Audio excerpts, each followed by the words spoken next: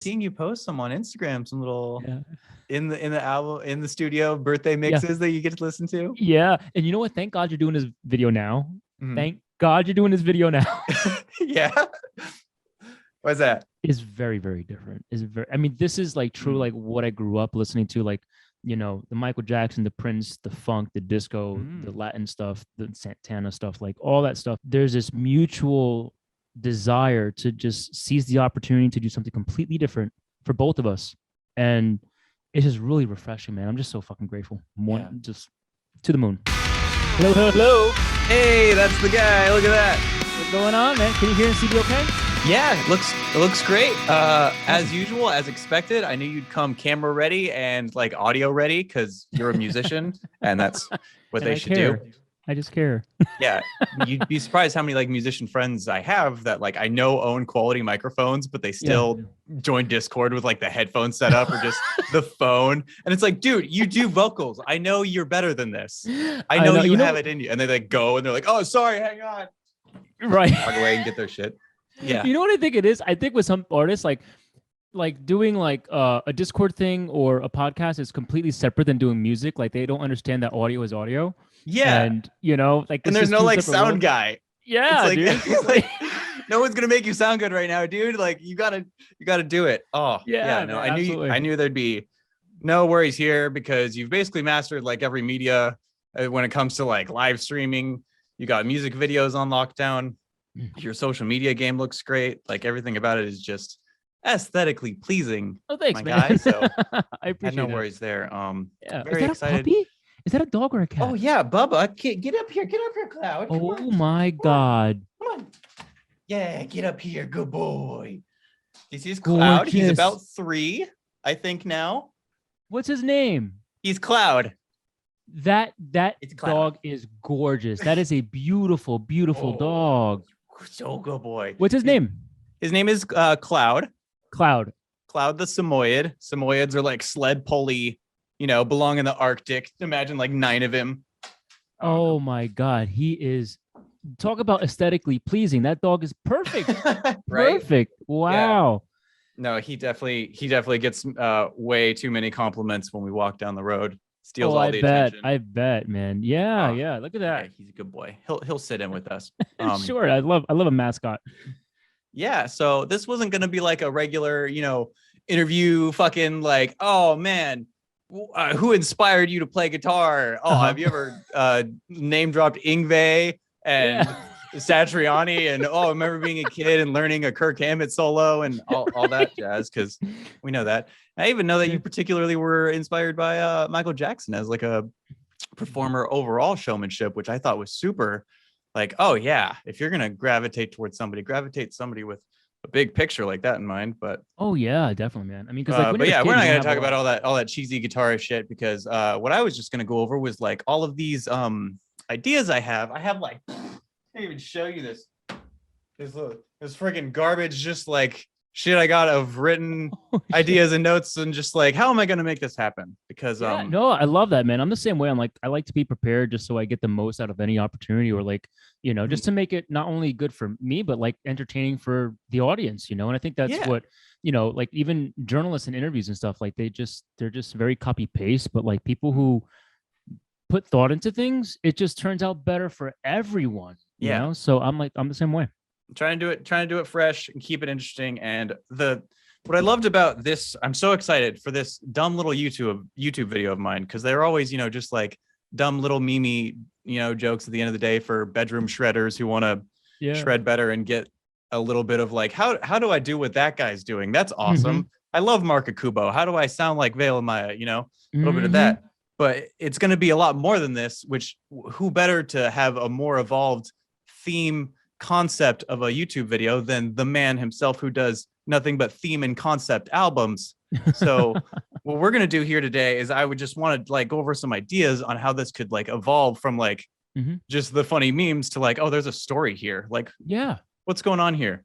Yeah, absolutely. So imagine that scene video YouTube, it opens up and it's just kind of like a camera over there looking at my studio, just a guy at his desk. And I'm just like, holy shit, I do not want to make this video. Like, I'm so burnt out. I'm bored.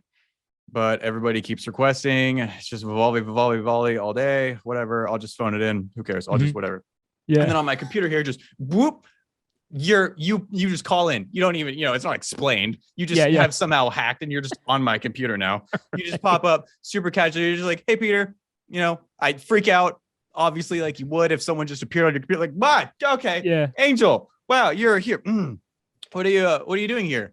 And then it sort of exposes to the audience all of the shit that I've already written, where you can just be like, hey, just wanted to check in on the latest video, just super casually.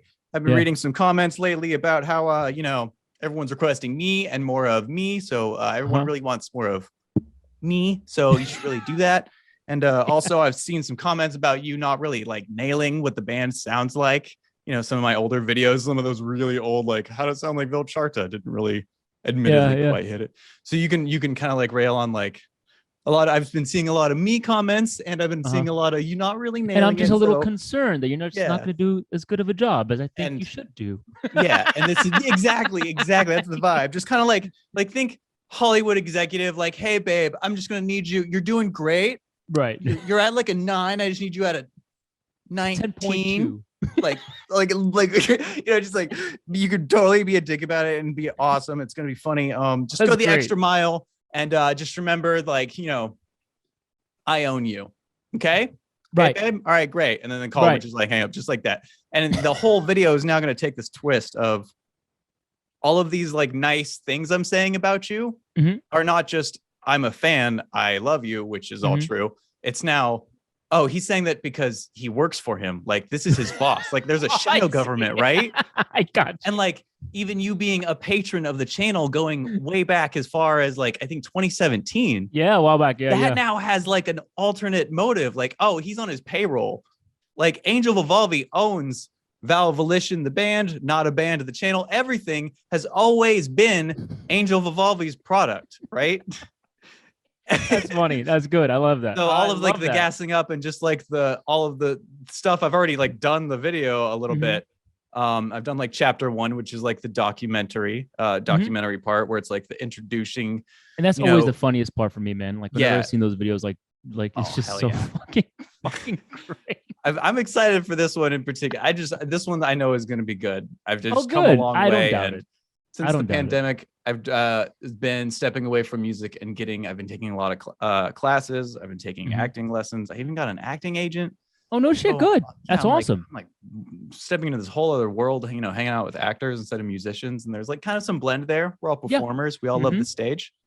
But it's been different. And I'm tackling this video differently and, making it more of like this thematic concept to it, which I appreciate that. That's good. That's good. I think it's like, it shows that you're evolving, like you're taking this seed and you're really nurturing it and you're really taking it somewhere where like, all right, let's do that. But like, let's raise the bar for myself, because there's no one really doing this particular niche, is like very much you.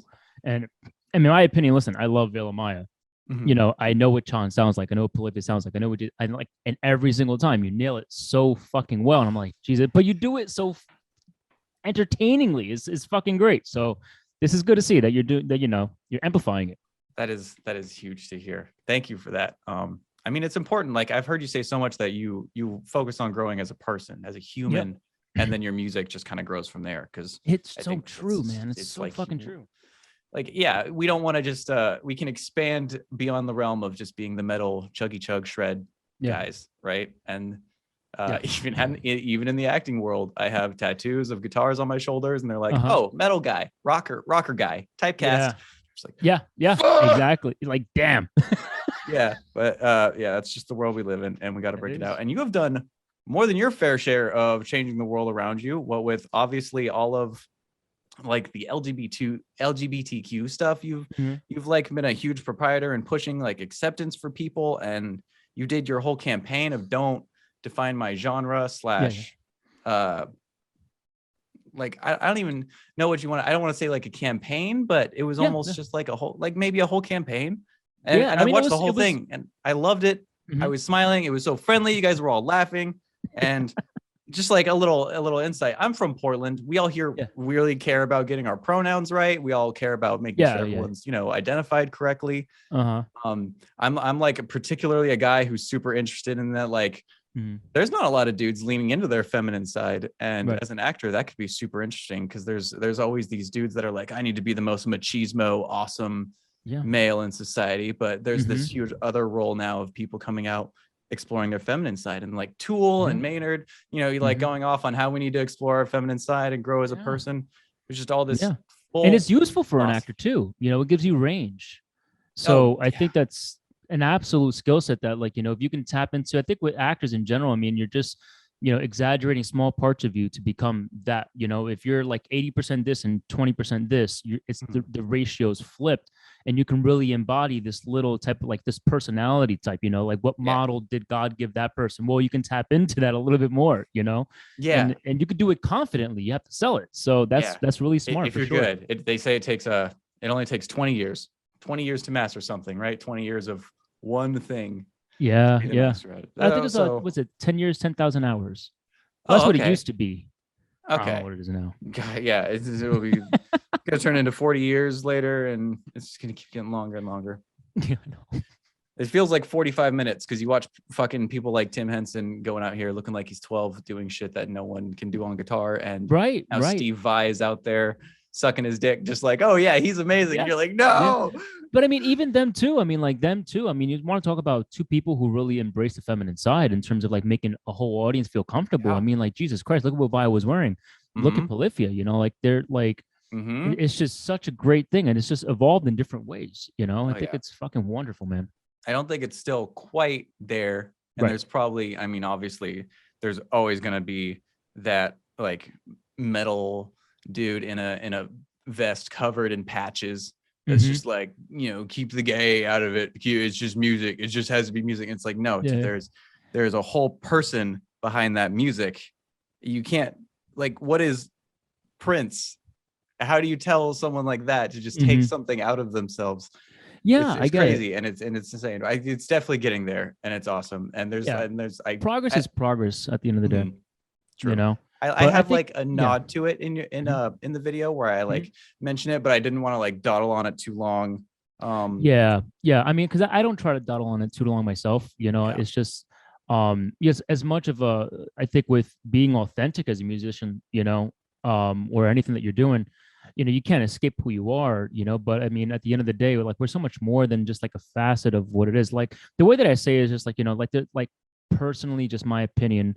I'm not proud to be gay. I'm as proud to be gay as I am to have black hair, you know, like I didn't choose either one. So, you know, if I can use it and be playful with it and allow people to feel a little bit more accepted by having a certain amount of bravery to come out and tell people in a certain industry that maybe isn't, you know, is not like a prevalent thing, great. It makes my life easier because I don't have to act. Yeah. You know? Just go be you. And I mean, it seems like I've definitely taken you far. Like when I turn on your live streams or whatever, or your YouTube videos, it's just you. It's just you. You nail that solo, and then you do what we all do off camera. You stand up and you dance, and you start fucking giving us one of these just because you're just like, man, I did it. We all know it was like, I don't know, take 45 or 53, 14, 73. 400. Yeah. You know, like whatever it has to be. And like, I feel it. I feel the you in all the videos. Oh shit, look at this. Just fucking, look at that little guy I found. Oh shit, check him out, bro.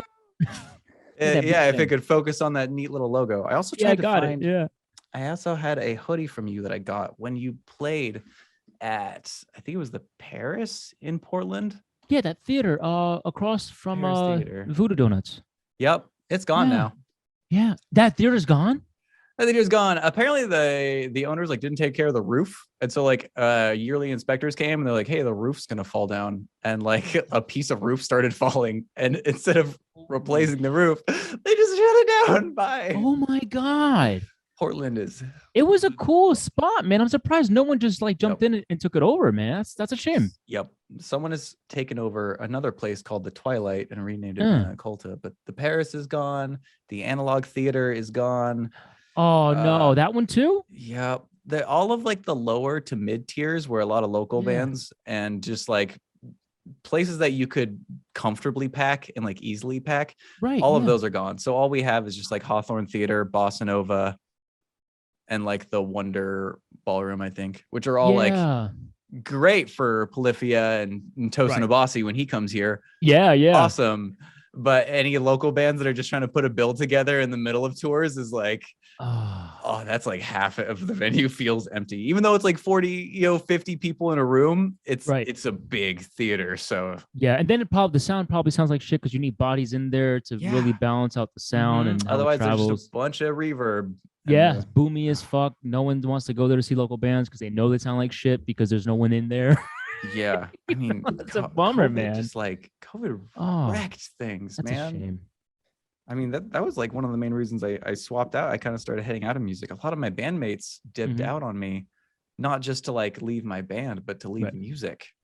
They were just like, I'm just not doing this anymore. Like, I just kind of my vocalist wanted to go be a writer for like books. Okay. My drummer just wanted to like go drive. He wanted to like drive buses or drive forklifts and stuff. I'm like, okay, yeah, go do your things. That's all cool. Wow. So now I'm just a guitarist. Neat. How is this going to happen? Wonderful. I think I'm going to do Angel Vivaldi now. This sounds like a good time to get that. How do I like Angel Vivaldi out of the way? See, the universe just has a way, man. Right? No, it does. And I'm going to make you viscerally feel this one. Yeah, exactly. So that's basically my whole plan of what I have so far. I have the chapter 1 already done, and like it's actually a great time. These aren't going to be like 30 to 4 hour, minute long videos. Like this one is actually so far it's like 5.5 minutes in, and it's the first chapter. It's like the meat Angel Vivaldi. Here we go. We've learned all the information about Angel Vivaldi. You've met him. That's chapter 1 out of 3. Right. So, okay. Chapter 2 is just going over all the steps part by part of the song, going over a lot of the fun shapes that I noticed you use. I make like jokes that you can just always do stuff with your pinky, because if you just go like do you and you would take out all of the middle notes when you're doing that shit. Yeah, you're just constantly doing just getting always the pinky. It's either like 4 frets up or 5 frets up. That 5 fret up, if you do that on like that like 13, 15, 13, 18 numbers. Yeah, you just jokes about that like really make it like, hey, you do this at home, you will sound like him. And throw on an X patch, make it all goofy and fun. There's about 7 steps, 7 parts of the song, which is always nearly not enough because I want to write like a discography all in one song and include your entire shit, but that can't happen. I got a little bit of serotonin in there. I got a little bit. I think I got a little bit of everything. I'm actually really excited. That's great, man. I'm excited to hear that. I mean, because I think when we talked about it way back, remember you mentioned like you weren't sure like which song you were going to focus on, because I guess it's a little compositionally. I mean, the way that you sing is the way that you sing, right. But I think compositionally, I mean, like they vary, I think a little bit more. Yeah. But that's cool to hear that you like managed to get a little bit of like the nook and cranny of everything, and that's really awesome. It's one of my favorite to like blend all of the different sounds that bands can go through, especially bands that have like phases where it's definitely like, like I'm gonna do a Polyphia again at some point, obviously, because they've come so far. Oh yeah. And my old video I've like privatized just for the patrons. A lot of the old ones I'm gonna like redo it and make it better. You can tell the old Polyphia, young kids in a limo, champagne, whatever that album was specifically called, versus the really new Polyphia, which is all twang and really like fusiony. And I think it's really cool to be able to build transitions to those, for sure, especially when they're like in different time signatures. You have a lot of parts that are like to get it, like writing in that 3 beat, and that resolve at the end, into a part that is now from a different album, where it's just being like get, like just being able to piece those together. Those subtleties, like, it's good. I'm gonna need to listen to a lot of drum playthroughs because I'm gonna be the one programming this, and I didn't think about that. I'm just gonna listen to all of these and just like, so yeah, I've been going through your channel. My condolences, man. I'm so sorry. It's been a blast. It's fun. I have one joke, so don't apologize to me, because I have one joke about your Revelations album. I'm like, let's go back to, what is it, 2009? He puts out an album, Revelations, and he immediately has a revelation and decides the album sucks, and he takes it down. Yes. Fast forward to the next, and it just like moves on to the next album. Like it's that quick.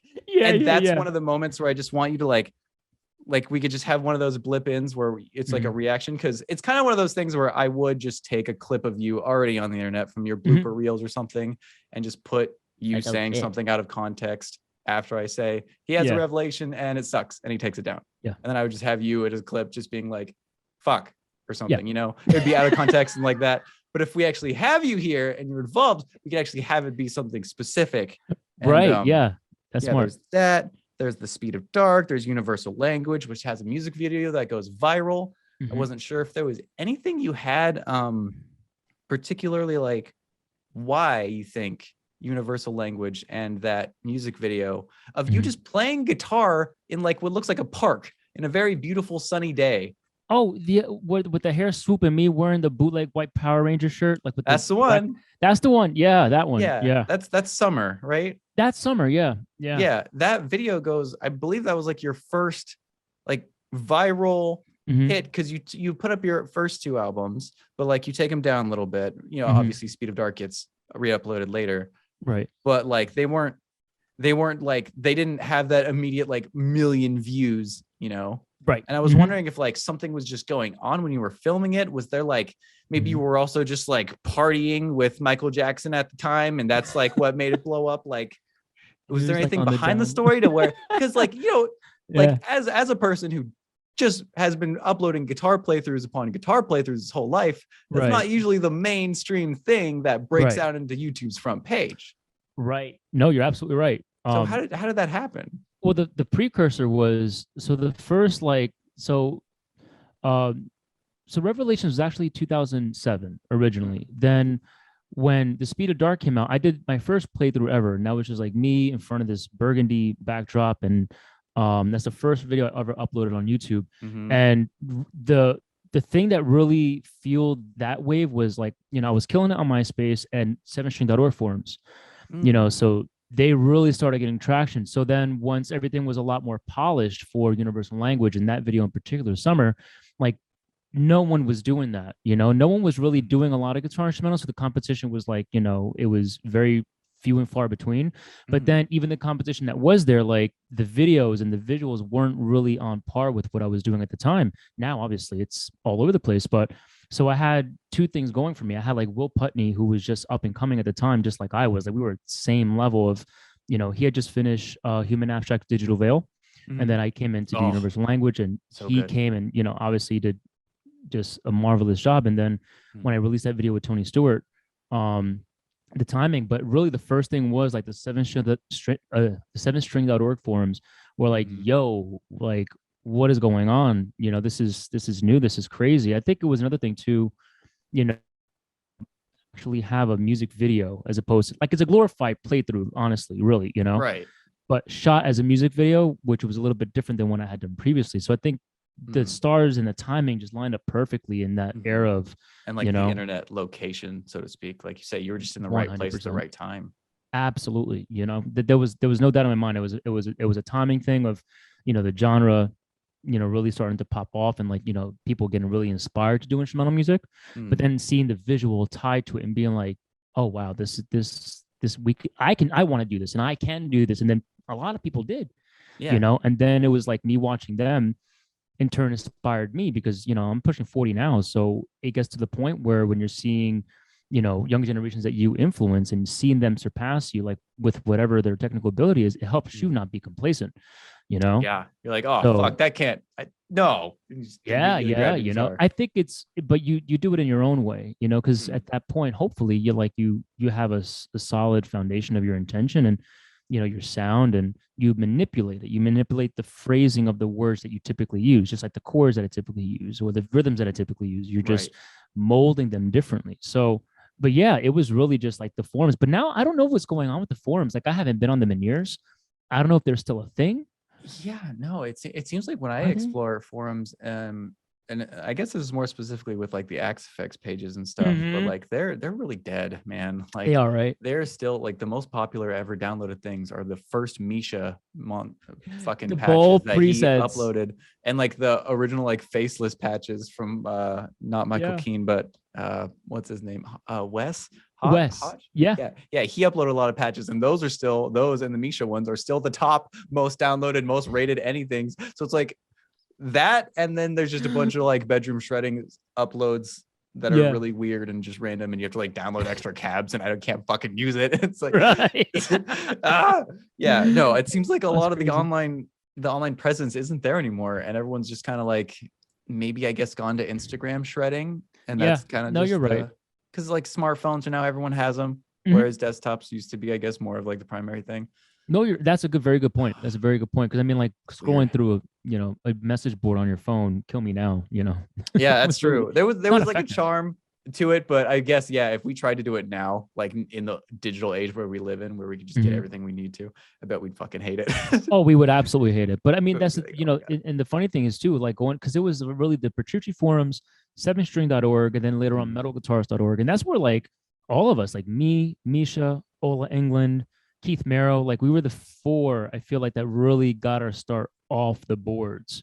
Because Misha no one was doing production like that at all. Like that was an unheard of thing, and it was so polished. And then Ola comes in, and his tones were just and they still are incredible, And then you had Keith Merrow and myself, who were just like doing instrumental guitar, and at first Keith, it was funny because we were both playing Agiles at the time too. Dude, I got a blue 8-string Agile in my living room. I remember that one. You still have that one? I still have it. It's so good. It's fretless, and I was like, oh, whatever, I'll just like take a Sharpie and draw frets on it. It's an Agile. It's not very expensive. I don't give a shit. Yeah, and that was the charm of it. It's like, you can really test the specs that you wanted without having to fucking break your leg to pay for a guitar, It was an 8-string with a whammy bar. Nobody even fucking made those. Like, this was before Kiesel was a super major popular thing. This was back when Legator was like an American company, and I had a 7-string Legator that I loved. And I was like, man, I want an 8-string. Does anybody make an 8-string with a whammy bar on it so I can still chirp? Because obviously that was like Polyphia's come up, and chirping was just, you had to do it every 5 seconds. You had to be like beep, beep, beep, beep, beep, all the time. So I needed an 8-string, but I needed a whammy bar because I was also like, oh, Tosin's sick, and I need to learn how to thump, and I need 3 different E strings. So I got to drop an E string. I don't want to like pick up a 7-string and an 8-string every time I want to chirp. So I went with the Agile, and then eventually a Kiesel for the same reason. They were like, absolutely. But even with the Kiesel, I mean, like obviously, like that's like a USA quality, like they care, compared to Agile. But Agile was just like, you can learn what you love, and then when you learn what you love, you can go into a Kiesel or like a custom shop anywhere and like get exactly like from experience. And it really taught me that it's like a feeling thing. It's the sound you're going to get from your amps, your XFXs, your mixing, your mastering. So much of that changes. In fact, like a lot of the times when you record, your tone isn't that great or not like something you love. And it's because they like already have their presets and their things scooped out on, because they're like, the low end is going for this fat kick drum and awesome snare and shit. You don't just record with the sweet ass tone right in the get-go. Right. So if you isolate, if you isolate a lot of album tones, they sound like hairy and shitty and by themselves. But then it's a matter of a purpose. It's a matter of being fit into the mix, and that's the bigger picture. And I think that, I mean, it kind of like runs the same parallel with ego, right? It's just like, I want my track to sound incredible, but you have to understand what the role of that track is. It's a matter of that role getting along with the drums and the keyboards and the bass lines, God forbid, and the rhythm guitars and everything else, especially if you have vocals, because vocals obviously are priority, like that's the front lines of the band. But that's the same thing, it's just knowing the bigger picture and caring about the mix, and also, having the right people to mix your stuff. Because I mean, like Will Putney's been doing my stuff for, almost a decade. And just recently for Away with Words Part 2, I'm using Mike Watts. And that's been a whole, I mean, like, wonderful experience, I've been seeing you post some on Instagram, some little in the album, in the studio birthday mixes that you get to listen to. Yeah. And you know what? Thank God you're doing this video now. Thank God you're doing this video now. Yeah. Why's that? Because, well, I don't know if you saw when I released a 6-string, I did a demo of it, and I had little clips of, the pre-production, like, of the new record. And it's like, it's very, very different. I mean, this is like true, like what I grew up listening to, like, the Michael Jackson, the Prince, the funk, the disco, the Latin stuff, the Santana stuff, like all that stuff. It's, what I used to play at church back in the day. it's very that. There's like one song that's more like post rock because I do love bands like, you know, Mogwai and Tristeza and The Littlest Viking and shit like that, and Covet, of course. Oh, totally. But yeah, thank God you're doing this video now because Oh man, no, maybe I'll do it and then immediately take it down and listen to the new album and just like tack on an extra couple minutes to it. It'll be like remember the Zeitgeist video from like way back in the day? Oh my God. Yeah. Remember this? Then they had the addendum. Yeah, the addendum. We'll do an addendum. We like an addendum, and then there's just a totally pop song at outro. It's just the outro. I'm not gonna do a whole song on it. One riff on the outro, addendum. I'll send it to the mix and master guy I have, and it'll be like, what? He's like, what?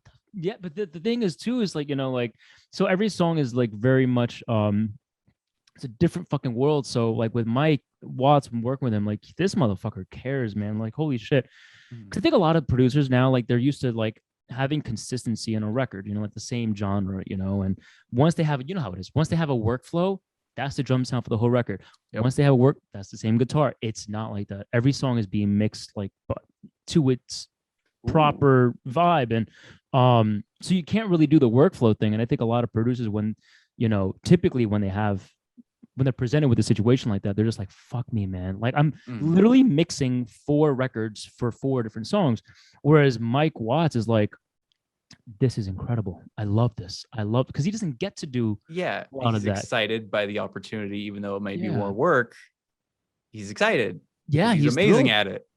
Dude, he's just unbelievable, man. Like such flexibility and sensibility with the ears. Like he understands the I think when you understand the blueprints of the genre and the intention behind it, you can understand how to make it speak. It's like having a, you know, specific microphone for the right voice, you know, depending on what you're trying to do. So It's just, dude, it's been an absolute, I mean, and I'm learning so much, man. It's like, but that's the thing, is like choosing the right people who understand what your intention is. And that's a gift, man. Like I don't take any of that for granted because like, my God, like, because you know how it is, man. It can be frustrating when, you know, you're working with someone who just simply doesn't understand. It's not that they're incompetent. It doesn't mean that they're whatever. It just means that, you know, like they're yellow and you're blue. Just don't make the right green for this project. And right, you need purple, and you guys are making green. Right, exactly. You know, and it doesn't mean that you're a bad person. It doesn't mean that they're a bad person or anything. But that's the intention's really clear, and there's this mutual desire to just seize the opportunity to do something completely different for both of us, and it's just really refreshing, man. I'm just so fucking grateful. Just to the moon. That is, I mean, obviously, like anytime an artist I enjoy is gonna like release new music, it's exciting because it's just more like I'm of the mindset where you can't really miss. Whether it's more of the same, I'll be like, good, I like them, that's why I listen to them, keep doing that. Or if they pull the complete what is it, wow, I can't believe I'm brain farting on the band that used to be metalcore and now is a pop band, like Bring Me the Horizon, I think. That there you go. If they pull that, I also love it when bands do that, because Bring Me the Horizon, as great as they were back in the day with Braille and all that stuff, there's still a lot of bands that are currently doing that, and you can find that niche. So the fact that they branched out, I'm just like, you can't miss. That's a really interesting point. That's a really interesting point. I think for a lot of people, you know, like for instance, like Veil of Maya, you know, like you listen to Common Man's Collapse and you listen to the new stuff. I mean, Mark still sounds like Mark, you know, but again, there's different colors in the rainbow. Like they have a new singer, they have new intentions, and it's the same thing, but it's just a different shade of purple. It's still purple, but it's a different shade of purple. There's a lot of variance there. And they even had like, I remember they had like a whole, like a bit, like I think it was a Breaking Bad bit with like a pizza on the roof. Cause you know, there's a pizza on the roof in that scene that became like a meme. I think they had like a pizza on the scene roof where like their singer came out, because it was always a meme, like, we will not have clean vocals. Right. I remember that. Yeah. And like he came out and they were like, we're having clean vocals now, fucking deal with it. And it was this big, like, we were doing what we said we would never do. And it was because it was trendy at the time. Breaking Bad maybe like just finished. I can't even remember. It's all coming back. Wow. Holy shit. Yeah. Dude, like core memory unlocked. I do remember that. Yeah. Was it this whole video when Lucas, he was with the hoodie? Yeah. That was when Lucas joined and they like presented like the new Challenger Unlocked basically of him. Yeah. And that was super cool. I remember he wasn't like very famous when he first joined that band, because they came to Portland and he was sitting like alone in the bar in a way that no other band member of Veil of Maya would be. But it was when he first joined the band on the first tour. So I got to go sit with him. We were opening, I don't even know actually if we were opening or if we were just there to see Veil Maya, and we were just like, you know, Mark Kubo's obviously at the bar surrounded by people just getting smashed on tequila like he do. Even while he's on stage, he's usually got that same bottle. I love that man, dude. Fucking party animal. He's so great. He's such a good time. Lucas is just over there, just sitting there. I'm just like, that's the vocalist. We should go say hi. So the three of us got to like go over and just like sit with him and take pictures and just like pal around with him and talk about Portland and stuff. And I was like, this is awesome. Very next door at Hawthorne, of course, that is not the case. He is surrounded by fucking women, like in that you know, dream face, heartthrob face that he has. It's like, okay, there we go. Now he took off.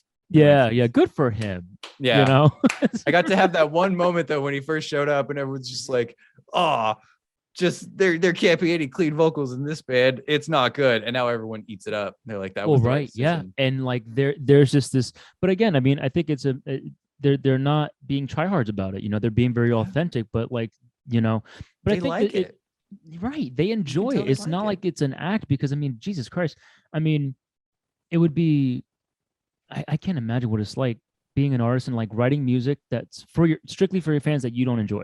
That I don't judge. Don't get me wrong. Listen, I don't care how someone makes their living, whatever. You know, I think a lot of people romanticize music and they think whatever. It's like, no, dude, this is a fucking job for a lot of people. This is a career, you know, and I think it's however you want to put food on the table. But if you can do both, you know, like that's ideal, you know, where you could just be yourself and people love you because you're yourself, you know, like that's a fucking gift, man. I mean, Jesus Christ. So 100%. Yeah, I love that band. I love those boys. They're fucking great. Amazing musicians, great composers, great guitars. I mean, Mark was a huge influence on me. I'm not even a fucking, you know. Oh yeah. So huge. And like you can only play like dissonance chords for so many years before you're like, I need a fucking clean singer. I want to write a chorus. Like I love that shit more than that shit fucks so harder than anything. Fucking it's like, where's the repeat? I don't get it, man. It's awesome. Absolutely. They're all great. So I'm also super I'm just realizing that Zoom is a pro thing, and if I upgrade to pro, then we can have an unlimited call. That's kind of a bummer, but I'm glad that we got to go over so much, and if we get cut off in the middle of a conversation, whatever, you know, we can just email each other. And... Will it let you just call back and record again, right? Yeah, I was gonna say if we want to just like re-up and do it again, that would be cool, because we've kind of gone through over the ideas, and just like if you want to like even try a little back and forth where I'm just like, here's the directions, just give me this, do it. You do the bit where you're just like, hey Peter, do better. Yeah. And I'm like, great, that was awesome. That's where I'll cut it. Next bit, and we just kind of go through. Wouldn't even take probably another 30 minutes, but that's perfectly fine. That sounds like a plan to me. I mean, even if you want, what we could do is we could end this one so that the next video you have, you know, that's a take video, you know. This one I'll just call The Lovely Conversation. Like this was just a treat for me. But well, thank you so much for doing this. This is awesome. Man, I'm thrilled to do it, man. I'm fucking stoked. I'm honored, and heck yeah, I know it's gonna be fucking awesome. And we'll say there's let's do a 15. Like I'll set up another call and we'll do another one, but we'll do it like with a 15-minute gap so we can like, you know, go to the bathroom, refresh ourselves, and do what we got to do. And we'll just start doing some video stuff. Sick, man. Awesome. Looking forward to it. Heck yeah. See you in a bit. All right, bud. Take it.